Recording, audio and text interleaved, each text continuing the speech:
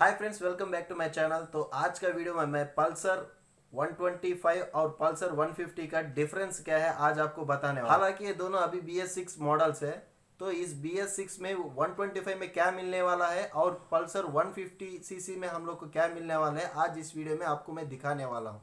तो चलिए वीडियो को शुरू करते हैं।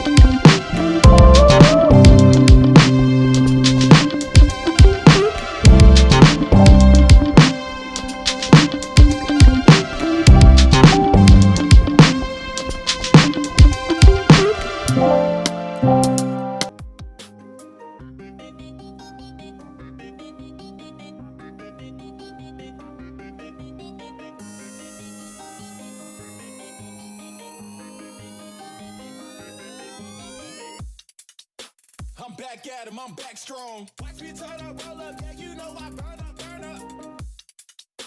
I'm back at him, I'm back strong. Watch me turn up,